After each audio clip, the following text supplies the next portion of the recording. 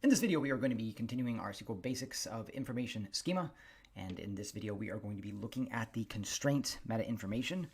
And particularly because this could go pretty deep and we could cover a lot of these, what we're going to be looking at specifically in this context is foreign key constraints. Now, I'm not going to do any live coding this time because it would take too long. But if you think about the previous video in which we were looking at scripting things automatically with columns, we're going to be looking at foreign keys in this example and how you would go about, let's say, scripting a foreign key, or foreign keys, I should say. So let's suppose that you copied all the tables using information schema from one database to another, and then you wanted to go in and add some constraints. Think about what we're going to be covering here and how you could do that. Now, this is just one of the things that you could do with this. Another thing is, for instance, let's suppose that I'm a DBA in an environment in which there are 700 servers, and I'm trying to understand the databases in these various servers. This is also a way in which I can understand some of the relationships of data, right? And so you can use, again, information schema. You can use it for scripting things. You can also use it for understanding what's going on in the database, etc. So we're going to start, first of all, by looking at these three objects, and we'll be writing a script in a second on this, or we're not going to be writing it because, again, there's no live coding, but we're going to be looking at a script that involves these. So we're going to be specifically looking at the context of foreign keys here. I realize that there are primary key constraints. That's perfectly okay. We're going to be looking at the foreign keys, though that's what we're predominantly looking at here. So let's look at this foreign key here. And we see, I'm going to scroll down up here, that we are looking at these three objects. One of them is table constraints. One of them is referential constraints, and the other one is constraint column usage. So we see currently that we have a foreign key here, fk link ID, on the table copy this, right? So what we want to be able to do is we want to be able to write a script where we can alter the table and we can add that foreign key constraint. And keep in mind, you can create this on the create table itself if you want to do it that way. But we're trying to figure out what this actually references. Or let's say we were documenting something. We want to know what this references. Well, so what we're trying to do is find out the link between these objects here. So if we look at this foreign key here, we can see is this right here in this referential constraints. And we see that this referential constraint, what this is referencing, what this is pointing to is this pk copy ref underscore, okay? Well, what is pk copy underscore reference? Well, we see it's here, as we can see. These are two tied together. We see this is in copy reference. Well, if we want to actually get the column name, we can go to this constraint column usage, and we see this right here.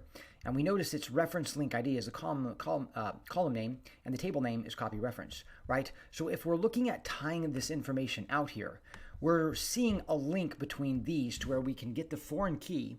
We can point to the object that it's referencing, right? So we have the refer, and then we have the reference itself, right here. So with that understood, what we want to do is we want to be able to write a query that links us up. And basically what I just highlighted, where we're going to be linking the constraint name to the constraint name to get the unique constraint name, to point the unique constraint name to the constraint name to get basically the reference, that's what we're going to be doing. So this will help you make sense of this.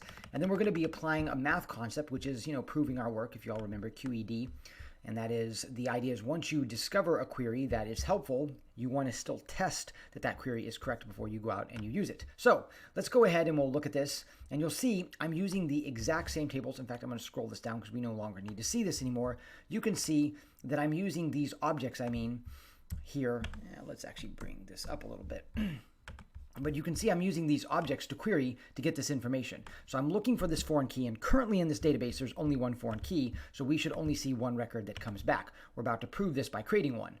But we see that the table refers copy this. The refer name is fk link ID. This is a foreign key constraint type. It references copy reference. The reference column is reference link ID, and we see the reference constraint name is this primary key column here, name. Okay. Now, anytime you come up with a query like this, it's just a good practice. This is my viewpoint, is that we go ahead and we test and we see if that's correct. So what we want to do is we are going to create, and you'll see, by the way, the drop is in a specific order because you can't drop a foreign key constraint first. You have to make sure that you drop the right table in order, right? So remember, there's a previous video on this YouTube channel somewhere about what happens when you try to do that, and it creates that error. But you'll see what we have is we have a table reference. This is going to be the foreign key referenced table, right? And we see we have this table here that is going to be referencing that. So if we create these tables, what we should see is we should see this table right here with this column right here pointing to this table right here with this column, right? So let's go ahead and let's look at that, because that is exactly what our queries should be returning up here. Our query should be returning up here.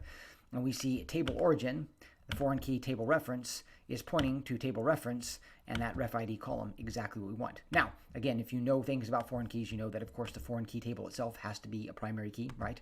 So in order for us to reference this, that has to be a primary key. And as we saw, that got listed in the constraints. So if you're looking for other constraint information, keep in mind, you can use these objects as well. But what we're doing in this demo is we're demonstrating what happens if we're trying to get foreign key information. Now, just as an example, let's say we do drop this table first, which is not the case, because remember, this table is being referenced. We are going to get that error, right? It's being referenced by a foreign key constraint. So we see we have to, first of all, drop that table, and then we can drop the other table, or you could highlight both and drop them both. So in this video, we looked at some of the information schema meta columns when it comes to, or meta objects, I should say, when it comes to constraints. And we were able to extract out the foreign key information to where we could get what's referenced and what is referring, right? And so from here, that's one of the things we can do. There's a lot of other things we can do, whether we're documenting something, scripting something, etc. But there's also a lot of other information we can get, especially if we have other constraints in our database.